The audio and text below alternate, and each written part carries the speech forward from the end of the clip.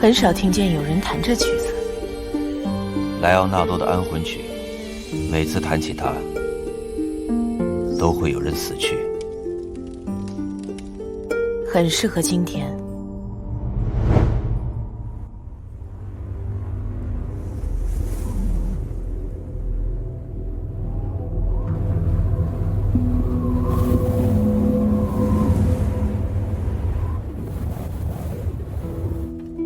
这是新大陆出产的东西，几乎没有东方人会抽这个，更何况是女人。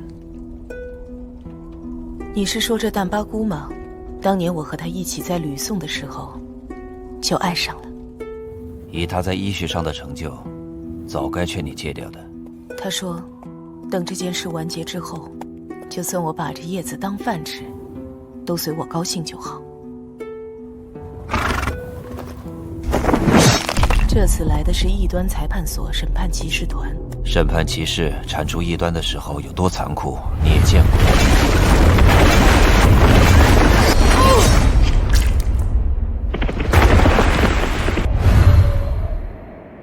那种场面，见过一次，就不想再见第二次。你竟能忍住留他一个人断后？我必须忍住。因为他说，愿意牺牲一切，包括自己的性命来实现这个梦。希望我也能和他一样。和他一样？和他一样，牺牲他的性命。他说，这是他对我一生一次的请求。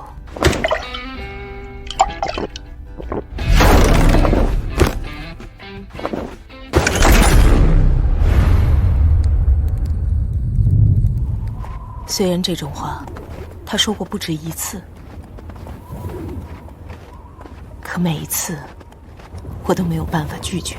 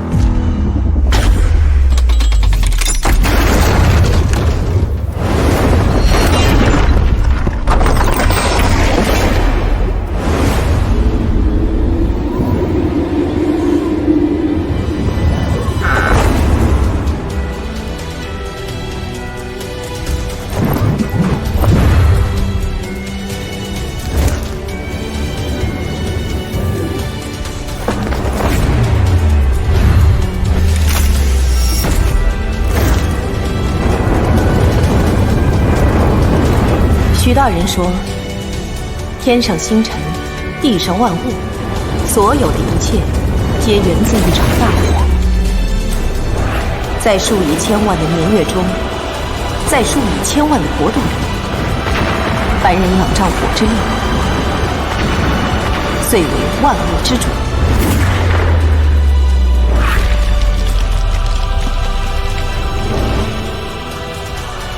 徐大人说，这就是被称为文明的东西。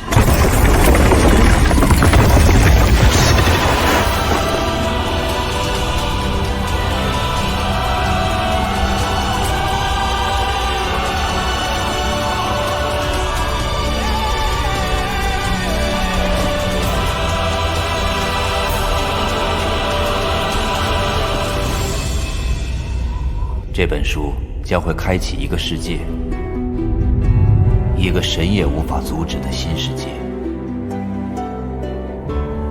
和他一样，我也会拼上自己的性命。他怎么做，我便怎么做。虽然还没时间了解书里写的是什么，但我了解他是什么样的人，这样就足够了。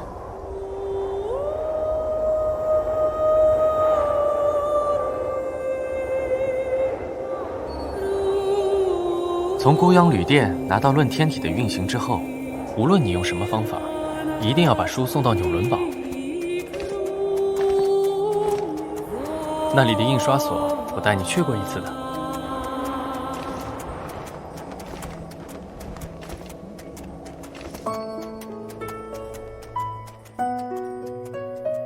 我不能答应你。你不擅长战斗，说实话，你太弱了。我觉得自己会忍不住回来救你。在你把书送到目的地之前，都别回头。这是我对你一生一次的请求。真狡猾。不如你也答应我一件事，这样才公平。我知道你想要什么，答应你，我李某人这次一定不会死。哼！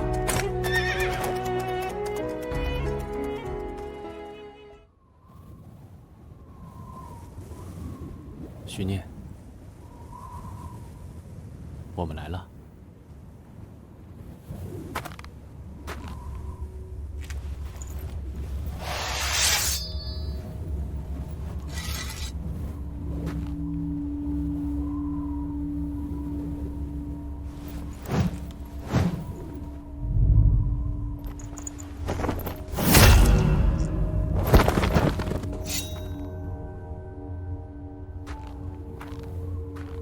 我真的不能确定，你和审判骑士究竟谁更危险？在这个世界上，做恶人需要凶狠狡猾，做好人需要比恶人更凶狠、更狡猾。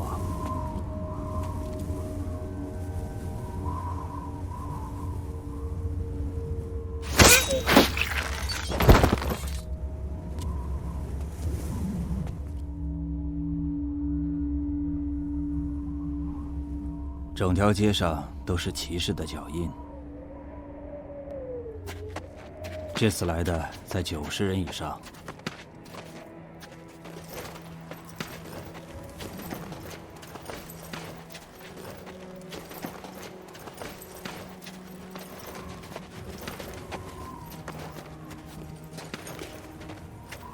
是他的万里长风。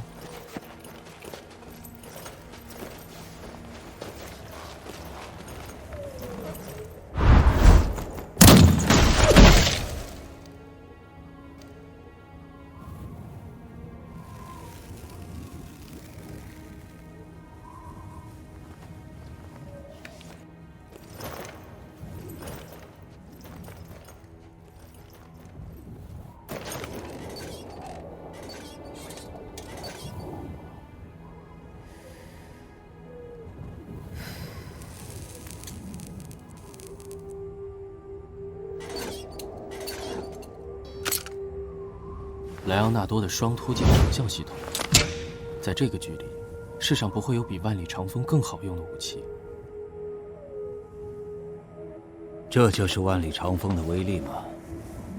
长风几万里，吹渡玉门关。你竟然会念诗？我有徐念3年前送的诗集，虽然那其中我能认出的字还不到100个。我怎么不知道？不知道我认识汉字？不知道徐念送过你诗集？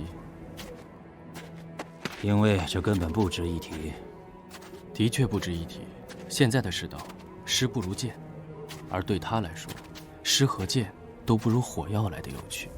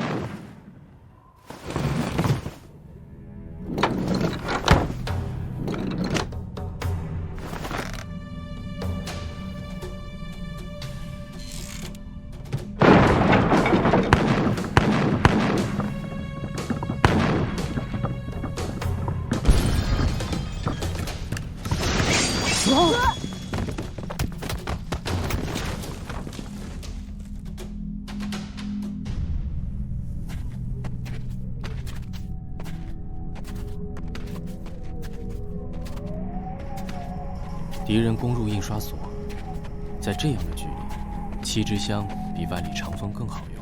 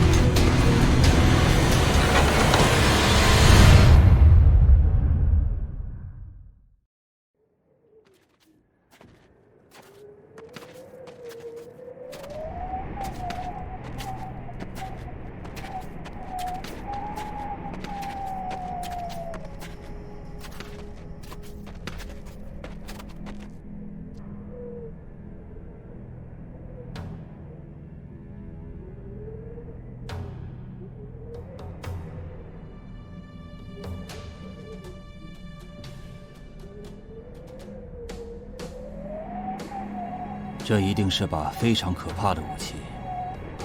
我听说审判4天使中会使用武器的，只有一个。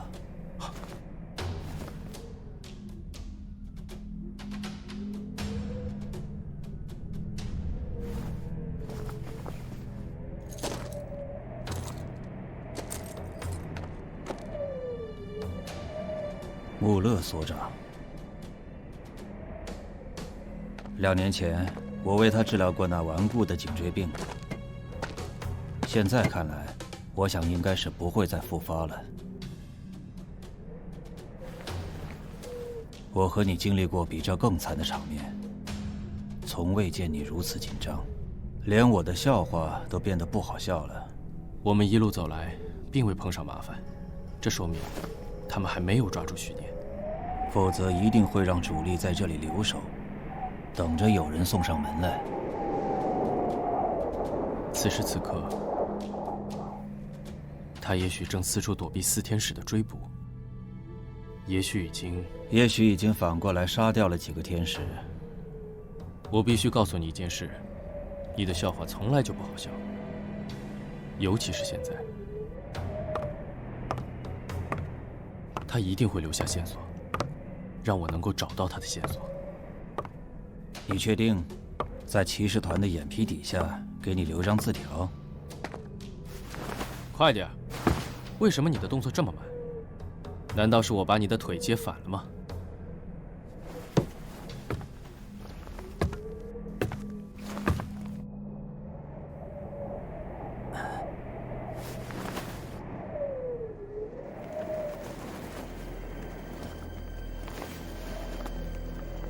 他果然在骑士团的眼皮底下给我留了张字条。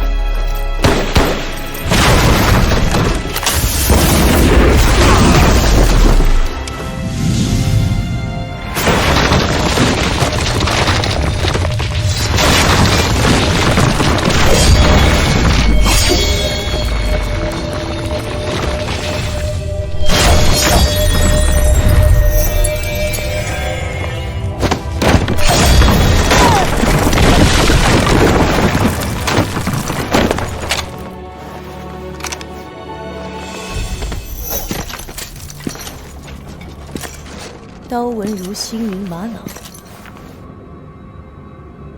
我曾听天宫的铸剑大师提起过，这是世上最好的钢，大马士革钢，隐月弯刀。所以你来自星月之地，师承山中老人，你是一名阿萨星。我也很想笑，谁能想到异端裁判所的审判4天使里，竟有像你这种异端之中的异端。和阿萨星比起来，我简直虔诚的如同圣女一般。所谓异端，指的不过是那些不能为我所用的人罢了。米迦勒。隐晦。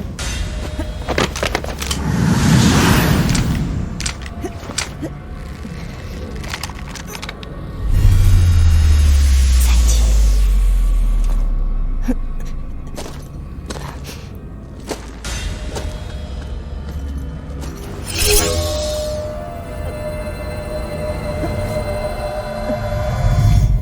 愿意牺牲一切，包括自己的性命，来实现这个梦。这个梦，我不能再继续陪你做下去了。对不起。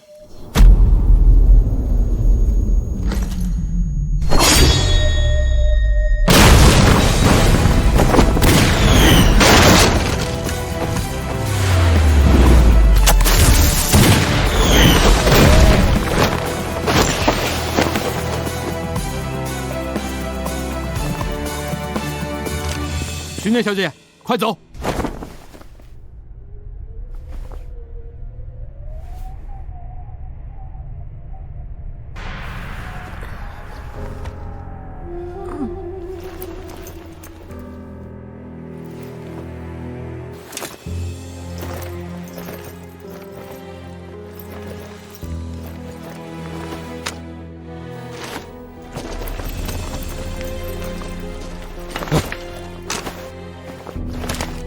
儿子，别害怕。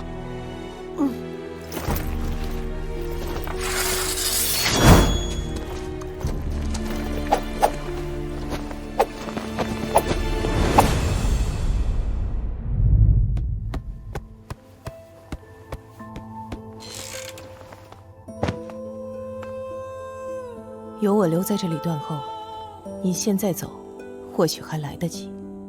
还有一半，第一册副本就要出来了。为了印这书，你很可能会丢掉性命，值得吗？每个人都有他的使命。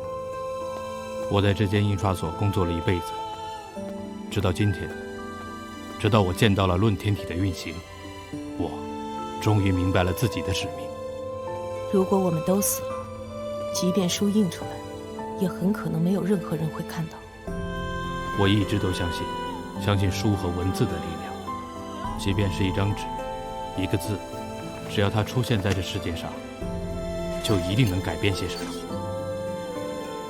我希望，不，我相信，世界会因为我而有所不同。这种感觉如此强烈，无法形容。我这一生好像就是为了今天而活。我等到了。儿子，带上拉姆先走，这是我的事，我的战斗。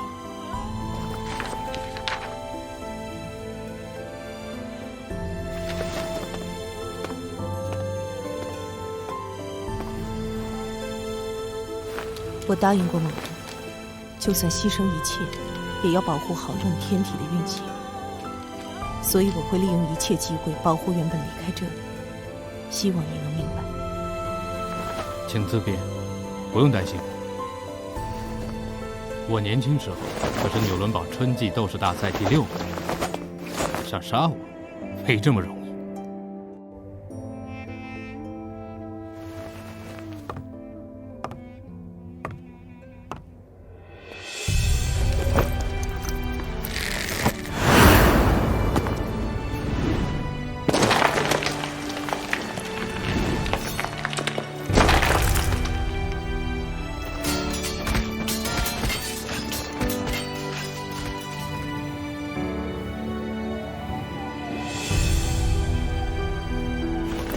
为了裁判所的面子和威慑力，审判骑士从不在现场留下自己人的尸体。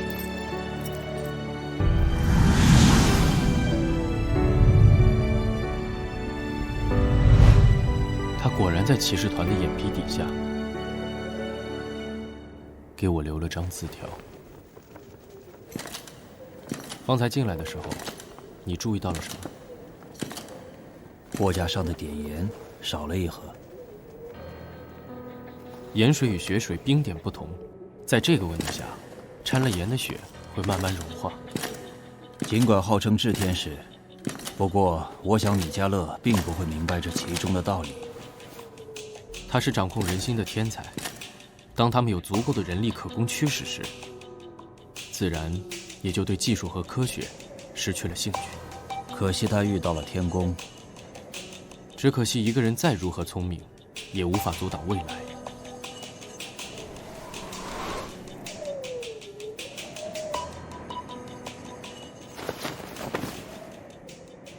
这是小熊座流星雨。现在是12月底，正是时候。要观星，当然是去高处。他知道，上次我带他来纽伦堡，正逢这场流星雨。他在圣塞巴都塔，他在等我。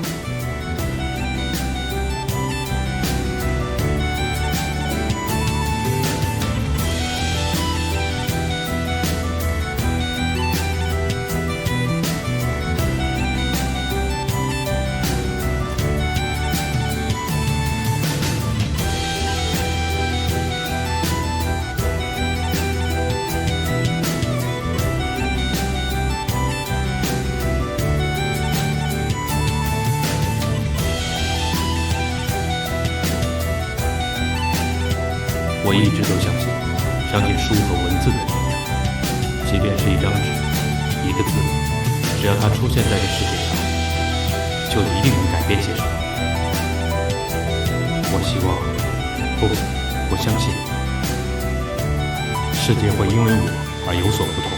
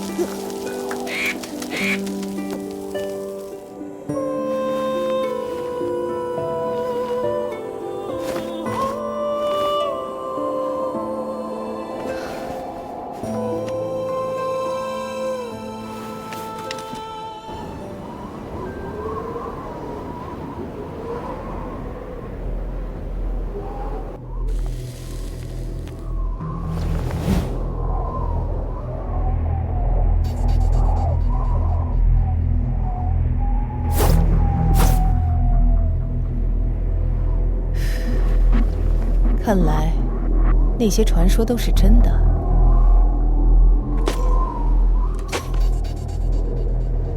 月亮不是还没出来吗？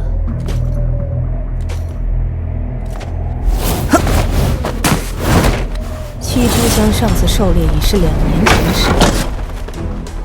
那头狼，我们吃了3天都没能吃完。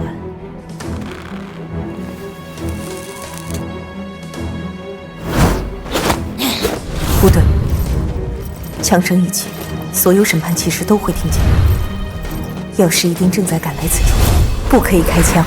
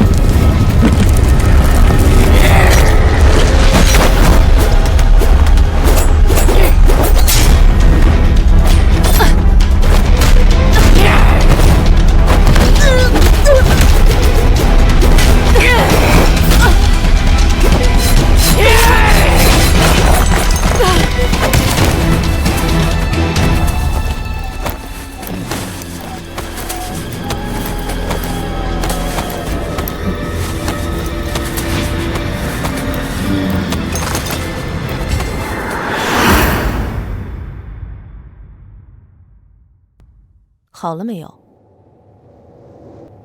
你这人好没耐心，不是刚说了还有一盏茶的功夫吗？闷死我了。唉，今夜云气重，需在黑暗中静坐3盏茶功夫，待眼瞳放大，方能达到最佳观星状态。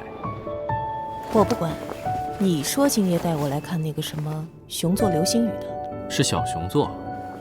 要是见不着，就罚你明年再带我来看一次。唉，我说有，就一定会有的。我该看什么方向？小熊座流星雨，自然是从小熊星座方向而来。小熊在哪儿？我教你。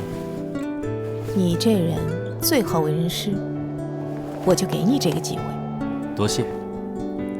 当今天球北极正是位于小熊星座勾陈1的位置，它还在继续移动，将要陆续经过仙王座、天鹅座，约在1万年后抵达织女1。你和我说1万年后的事做什么？也是，到那时，想必你和我的肉身早已不在。你只需知道，今时今日加此时此刻，小熊座的勾陈1就是我们的北极星。所以，找到北极星，就找到了小熊座。孺子可教也。是先生教得好。哪里，不过因材施教罢了。这人又开始得意了。按亮星导引之法，欲寻北极星，需先找到大熊座的那7颗星。呵呵，小熊、大熊，古人为什么要起如此可笑的名字？只为博美人一笑。哪位美人？她很有名吗？正是方才笑出声来的那位美人。又拿我取乐，早知道不笑。你这人哪儿都不错，就是废话太多。继续带我去北极星。看好了，眼睛跟着我。那7颗星，埃及人说它们像河马，英吉利人说它们像梨，在你我的故土，它们是天枢、天璇、天机、天权、玉衡、开阳、瑶光。这就是位于大熊星座的北斗七星了。原来你们是叫它做北斗七星的，在吕宋我们叫勺子星。倒也贴切。你再来看，有了这柄勺子，我们就能找到当今天球北极，也就是北极星了。知道就继续说呗，总卖关子可不是好习惯。就依姑娘，位于勺口的天权、天枢2星相距约5度，沿着2星连线的方向走，28度开外之处，也就是走上约1个勺子的距离，便是姑娘心心念念的北极星了。1个勺子开外，不是什么也没有吗？今夜云气又湿又重，星儿也暗也淡，你们不要直视，望向它的2边，反而可以看得更清楚。原来那颗就是北极星。奇怪，他竟然看见了。今夜北天方位浓云遮蔽，我都看不见，只是不好意思说罢了。无论晴天还是下雨，我每天都能见到它。现在终于知道它的名字了。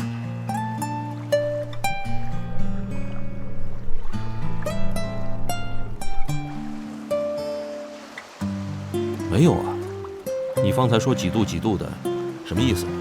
这个我知道，先生教过。米娅先生，请赐教。把手伸向天空，在1个手臂的距离之外，拇指宽2度，拳头宽10度。若将手掌张开，那便是20度了。了解了。孺子可教。我还有一事不解。何事不解？书生不读圣贤书，却去学这些看星看天的本事做什么？徐念在论天体的运行原本中留下的秘密，我希望有人能同我一同破解。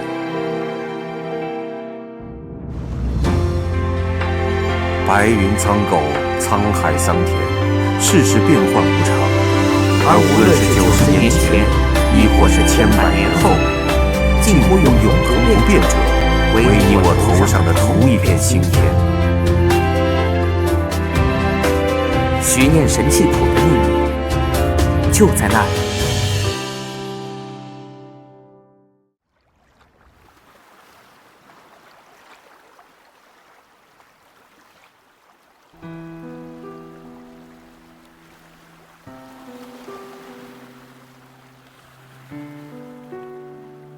这是一个跨越90年的约定。还不是被我找到了？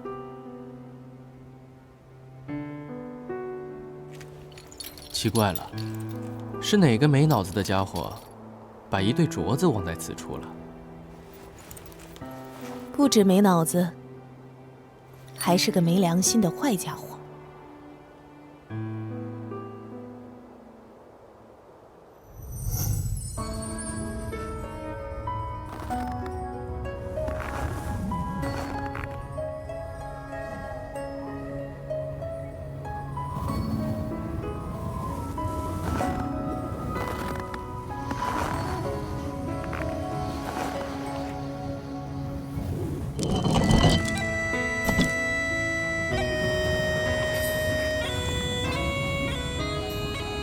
药师破解了徐念留在书中的秘密。从那天起，他一直在寻找，直到生命的最后一天。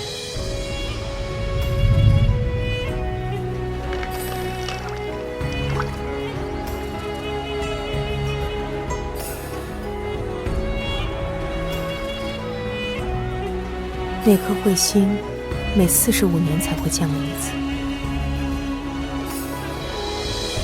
错过一次，便要再等上45年。45年前，